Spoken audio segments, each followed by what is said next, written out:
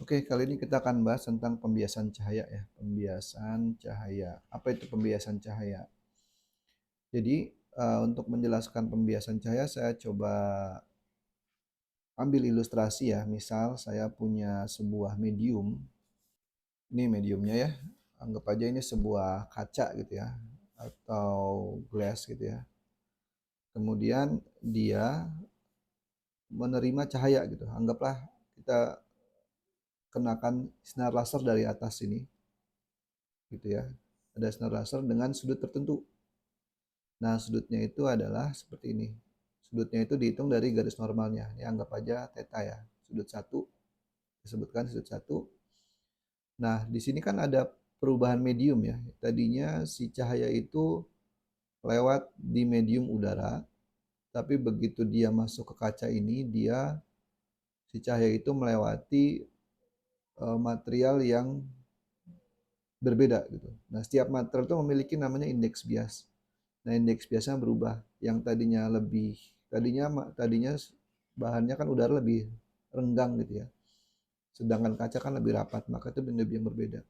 Maka terjadilah pembiasan yang harusnya tadinya kalau ini sama-sama udara ya, harusnya ke sana gitu ya. Lurus gitu ya, tapi ternyata begitu dia melewati kaca ternyata sinarnya menjadi ke arah sini.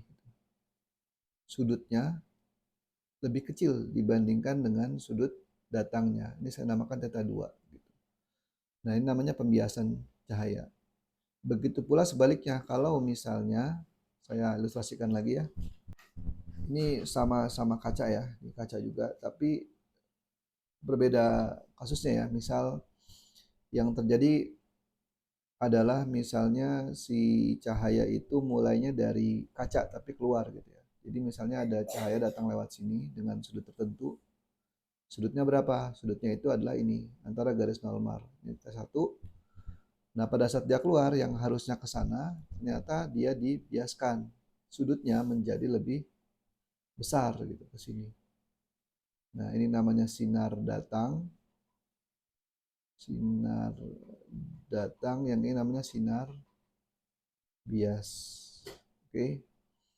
Jadi ini misalnya udara, ini kaca ya. Yang terjadi seperti itu. Kenapa? Karena dia mulai sudut biasnya menjadi lebih besar, ini sudutnya kan. Ini theta 2-nya. Kenapa? Karena dia dari indeks bias yang lebih besar ke indeks bias yang lebih kecil. Nah, untuk fenomena pembiasan cahaya ini kita gunakan namanya, modelkannya dengan nama hukum Snellius ya, Snellius Law.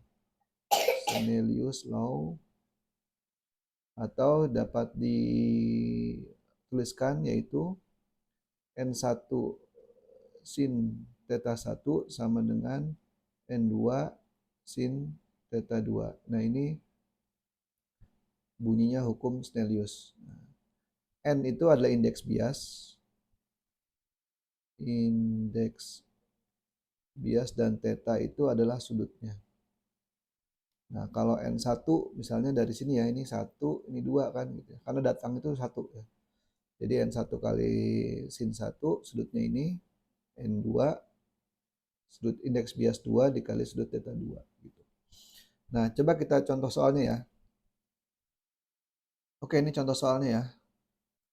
Jadi ada seberkas cahaya datang dari udara, udara berarti N1-nya ya. N1-nya sama dengan 1 ke dalam air. Jadi misalnya ya tadi kayak gini berarti ya. Yang tadinya ke sini, ke N1 di udara masuk ke air gitu ya. N2-nya adalah sama dengan 1,33. Dengan sudut datang theta 1 sama dengan 30 derajat, dan berapa besar sudut biasnya. Jadi berapa theta 2-nya. Nah, theta 2-nya adalah yang ditanya.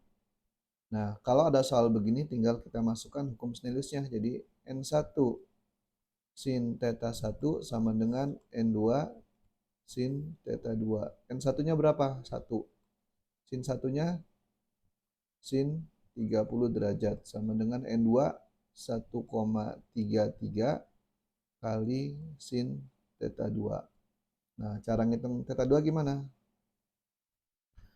Langsung aja sin theta 2 berarti apa? Sin theta 2 adalah 1 dikali sin 30 derajat dibagi dengan 1,33. Berarti sin theta 2 sama dengan sin berapa namanya? Sin 30 itu kan setengah ya. Berarti ini setengah atau 0,5 ya. Dibagi 1,33. Nah, berarti sin theta 2 sama dengan 0,376 ya, 0,376. Berarti theta 2-nya bisa kita gunakan kalkulator ya kalau seperti ini ya. Theta 2 adalah sin inverse-nya dari 0,376 itu sama dengan ya 22 derajat. Oke, maksudnya apa? Berarti ini dia di yang tadinya 30, yang tadinya 30 nih kira-kira bentuknya ini ya, yang tadinya 30 ternyata di sini 22 derajat. Oke, itu yang saya sampaikan mengenai pembiasan saya. Assalamualaikum warahmatullahi wabarakatuh.